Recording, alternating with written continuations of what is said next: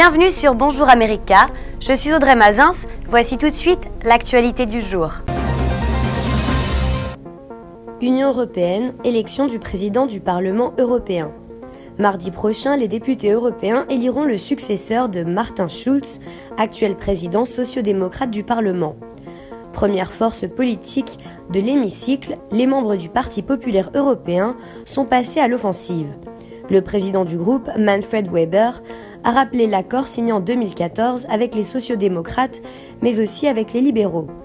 Gauche et droite se partagent traditionnellement les mandats de la présidence du Parlement. Mais cette fois-ci, les sociodémocrates veulent conserver le poste.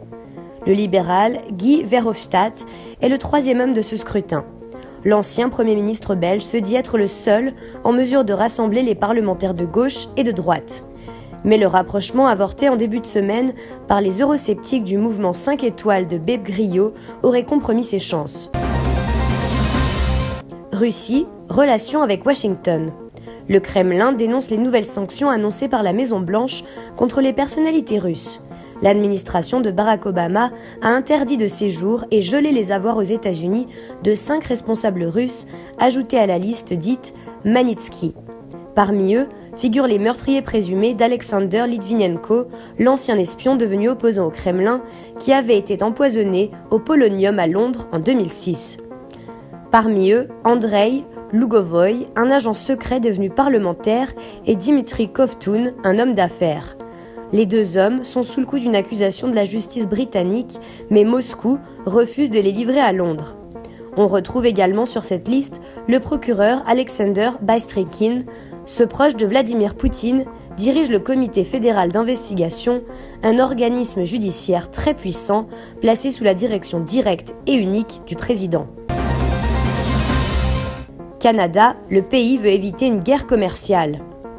Des proches conseillers du futur président américain Trump et du Premier ministre canadien Trudeau se sont rencontrés à de multiples reprises récemment pour préparer l'arrivée au pouvoir du milliardaire anti-mondialisation, a indiqué le gouvernement canadien. Un attaché de presse de Trudeau a indiqué que le secrétaire principal et la chef de cabinet de Trudeau, Gerald Butts et Cathy Telford, se sont entretenus plusieurs fois à Washington avec Jared Kushner, gendre de Trump, considéré comme l'un de ses plus proches conseillers, et Stephen Bannon, chef de la stratégie de la prochaine administration américaine. Ces réunions visaient à établir des ponts et éviter une guerre commerciale dispendieuse entre les deux voisins, alors que Trump souhaite renégocier, voire abroger, l'accord nord-américain de libre-échange. France, Fillon avertit les journalistes. François Fillon, candidat des Républicains à l'élection présidentielle, a affirmé ce mardi 10 janvier, lors de ses vœux à la presse, qu'il voulait incarner l'orgueil d'une nation qui ne se laisse pas abattre, en souhaitant que 2017 soit le point de départ d'un peuple qui se remet à l'offensive. Dans son nouveau QG de campagne installé près de la porte de Versailles et en présence notamment de Gérard Larcher, président du Sénat, de Bruno Retailleau, patron des sénateurs LR, ou encore de Valérie Pécresse, présidente de la région Île-de-France, le député de Paris a ainsi lancé aux journalistes « Les leçons de la primaire doivent être méditées, méfiez-vous des scénarios écrits d'avance ». États-Unis, Barack Obama fait ses adieux.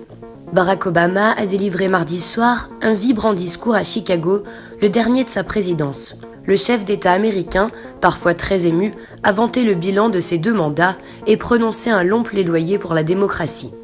Un discours d'adieu émouvant, Barack Obama a remercié mardi 10 janvier à Chicago les Américains pour leur soutien, assurant que l'Amérique était aujourd'hui meilleure et plus forte que lorsqu'il est arrivé au pouvoir il y a 8 ans.